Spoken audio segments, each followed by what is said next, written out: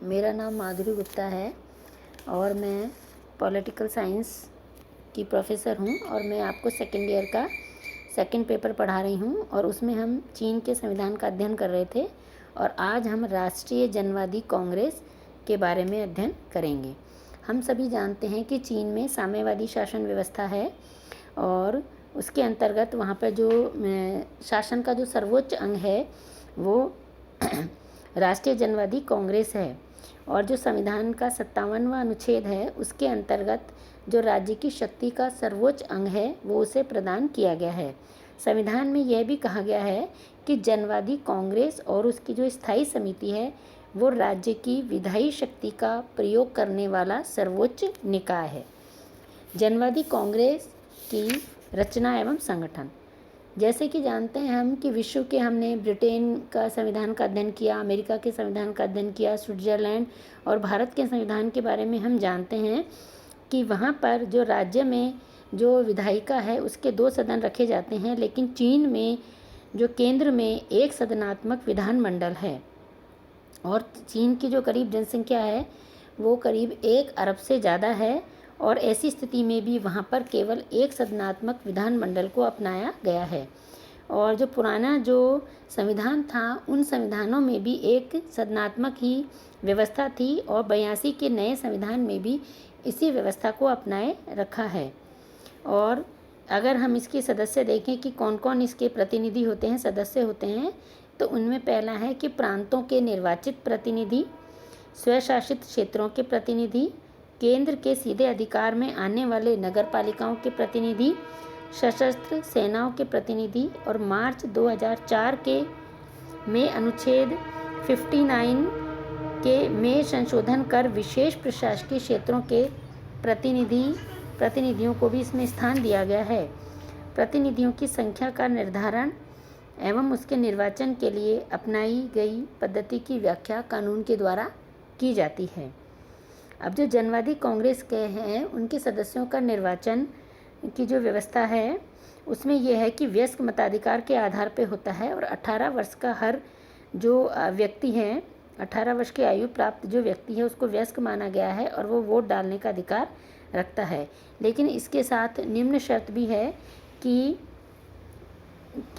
वह पागल नहीं होना चाहिए, न्यायालय से दंडित नहीं होना चाहिए, साम्राज्यवादी या पूंजीपति व सामंत न रहा हो, राष्ट्रीयता, प्रजाति, काम धंधा, कुल, धार्मिक विश्वास, शिक्षा, संपत्ति या निवास स्थान के आधार पर किसी भी व्यक्ति को मताधिकार या उम्मीदवार होने के अधिकार से वंचित नहीं किया जा सकता है। अगर हम उसकी संख्या देखें कि जनवादी कांग्रेस की सदस्य संख्या कितनी है तो इसका निर्धारण कानून के द्वारा किया जाता है और नए संविधान के अंतर्गत यह सदस्य संख्या 3037 है, यानी 3037 है। इस प्रकार हम देखें कि जनवादी कांग्रेस विश्व का सबसे बड़ा विधायी सदन है और इनके सदस्यों को डिप्टी कहा जाता है और चुनाव और जनवादी कांग्रेस की सदस्यता के लिए उम्मीदवारों की नामजदगी पर दल के जो केंद्रीय अधिकारी हैं उनका पूरा नियंत्रण होता है। चीन के शासकों के अनुसार उम्मीदवारों की यह नामजदगी व्यापक एवं निरंतर वाद विवाद के आधार पर होती है, अर्थात इसे लोकतांत्रिक विचार विमर्श की प्रक्रिया भी समझा जाता है। अब यहाँ पर जो जनवादी कांग्रेस के सदस्य होते हैं उनको कुछ विशेष अधिकार भी प्राप्त होते हैं। जो कांग्रेस के सदस्य होते हैं जब तक वे कांग्रेस के सदस्य रहते हैं तो उन्हें कुछ विशेष अधिकार और उन्मुक्तियां भी प्राप्त होती हैं। किसी भी सदस्य को सदन की पूर्व अनुमति के बिना बंदी नहीं बनाया जा सकता है, उस पर मुकदमा नहीं चलाया जा सकता है और यदि कांग्रेस की बैठक नहीं हो तो इस संबंध में कांग्रेस की जो स्थायी समिति है उससे अनुमति लेना आवश्यक होता है। कार्यकाल और अधिवेशन, जो संविधान का अनुच्छेद 60 है उसके अनुसार राष्ट्रीय जनवादी कांग्रेस का निर्वाचन 5 वर्ष के लिए होता है। इस कार्यकाल की समाप्ति से 2 महीने पहले ही जो स्थायी समिति है वो नए कांग्रेस के लिए निर्वाचन शुरू कर देती है और स्थायी समिति के लिए भी यह आवश्यक है कि वह जनवादी कांग्रेस का अधिवेशन वर्ष में एक बार अवश्य बुलाए और आवश्यकता पड़ने पर अधिवेशन पहले भी बुलाया जा सकता है और स्थगित भी किया जा सकता है। और यदि 1/5 डिप्टी कांग्रेस के अधिवेशन बुलाने का आग्रह करें तब भी इसका अधिवेशन बुलाया जा सकता है। आगे है जनवादी कांग्रेस की शक्तियाँ एवं कार्य। अब जनवादी जो कांग्रेस हैं उसकी शक्तियाँ एवं कार्य का वर्णन संविधान के अनुच्छेद 62 में किया गया है। सबसे पहले ये है कि जो अधिवेशन में जनवादी कांग्रेस अपनी कार्यवाही के संचालन हेतु प्रेसिडियम का चुनाव करती है कि कार्यवाही का संचालन किस प्रकार किया जाएगा। यह संविधान में संशोधन भी कर सकती है और संविधान के क्रियान्वयन और एवं निरीक्षण का कार्य भी इसके द्वारा किया जाता है। यह फौजदारी, दीवानी और राज्य के विविध अंगों से संबंधित मूलभूत कानूनों के निर्माण का कार्य और उसके संशोधन का कार्य भी इसके द्वारा किया जाता है। जनवादी चीनी गणराज्य के राष्ट्रपति एवं उपराष्ट्रपति का निर्वाचन भी किया जाता है और राष्ट्रपति की सिफारिश पर राज्य परिषद के प्रधानमंत्री, उप प्रधानमंत्री के चयन का निर्धारण करना।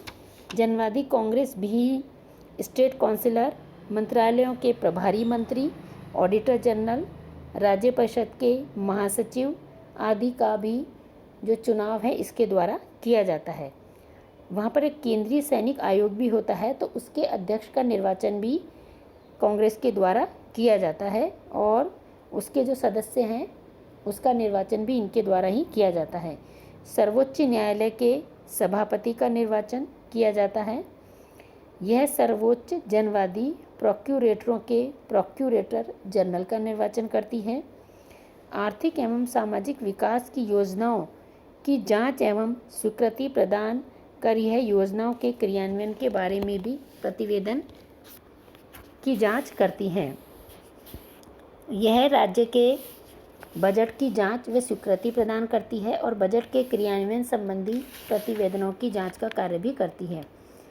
स्थायी समिति द्वारा अवांछनीय व अनुचित निर्णयों को बदलने का भी अधिकार जनवादी कांग्रेस के पास में होता है। नए प्रांत, स्वायत्तशासी प्रदेश, नगर पालिकाओं की स्थापना की स्वीकृति भी कांग्रेस के द्वारा दी जाती है। यह विशेष प्रशासनिक प्रदेशों की स्थापना का निर्णय भी करती है। युद्ध और शांति बनाए रखने का उत्तरदायित्व भी कांग्रेस का ही होता है। यह उन सभी कार्य व शक्तियों का प्रयोग करती है जो कि राज्य के शक्तिशाली अंग के रूप में इससे अपेक्षित है, क्योंकि जो सारे प्रशासनिक, विधायी और वित्तीय कार्य सभी इसी के द्वारा किए जाते हैं। अब जो नया संविधान है उसके अनुच्छेद 63 में राष्ट्रीय जनवादी कांग्रेस निम्न पदाधिकारियों को पद से हटाने का कार्य भी करती है। यह चीन के राष्ट्रपति और उपराष्ट्रपति को भी पद से हटा सकती है। प्रधानमंत्री, उप प्रधानमंत्री, स्टेट काउंसिलरों, मंत्रालयों तथा आयोगों के प्रभारी मंत्रियों, ऑडिटर जनरल, स्टेट काउंसिल के महासचिव को उनके पद से भी हटा सकती है। अर्थात जो भी बड़ी नियुक्तियां जनवादी कांग्रेस के द्वारा की जाती हैं उन सबको वो पद से हटाने का कार्य भी करती है। वह केंद्रीय सैनिक आयोग के चेयरमैन व अन्य सदस्यों को भी पद से हटा सकती है। यह सर्वोच्च जनवादी न्यायालय के सभापति को भी अपने पद से हटा सकती है और प्रोक्यूरेटर जनरल को भी पद से हटा सकती है। तो इस प्रकार हम देखते हैं कि अगर जो इसकी वास्तविक स्थिति देखें, इसके हम कार्यों को देखें तो ये लगता है कि जो राष्ट्रवादी जनवादी कांग्रेस है वो ब्रिटेन की जो कॉमन सभा है उसकी शक्ति से किसी भी रूप में ये कम नहीं है। इसके पास विधायी शक्ति भी है, प्रशासनिक शक्ति भी है और वित्तीय शक्ति भी है। और नए संविधान में तो इसे राज्य शक्ति का सर्वोच्च अंग भी कहा गया है। चीन में एकात्मक शासन व्यवस्था है, अर्थात वहाँ पर केंद्रीय व्यवस्थापिका में केवल एक ही सदन पाया जाता है। तो यानी इसके द्वारा जो भी कानून बनाया जाता है उस पर किसी और दूसरी शक्ति का नियंत्रण नहीं होता। यहाँ पे कोई दूसरा सदन नहीं है जो उस पर नियंत्रण करे, वाद विवाद करे या उसकी आलोचना करे। इसके द्वारा जो भी किसी भी विषय पर निर्णय लिया जाता है या कानून का निर्माण किया जाता है तो राष्ट्रीय कांग्रेस द्वारा जो पारित विधेयक और कार्यपालिका के जो पदाधिकारियों को भी वीटो पावर नहीं है, यानी राष्ट्रपति के पास में वीटो पावर नहीं है और कोई दूसरा अंग ऐसा नहीं है जो इसकी व्यवस्थापन शक्ति को नियंत्रित करे। साथ ही चीन में न्यायालय के पास में न्यायिक पुनरावलोकन का अधिकार भी नहीं है। तो इस प्रकार कांग्रेस द्वारा निर्मित कानूनों को किसी भी शासन के अंग के द्वारा चुनौती नहीं दी जा सकती है। तो इस दृष्टि से हम देखें तो जनवादी कांग्रेस कानून निर्माण की शक्ति में ब्रिटेन की संसद, या अगर हम पूर्व में देखें तो सोवियत संघ की जो व्यवस्थापिका थी सर्वोच्च सोवियत से भी अधिक इसको व्यापक शक्ति प्राप्त है। धन्यवाद। आज का लेक्चर यहीं समाप्त होता है।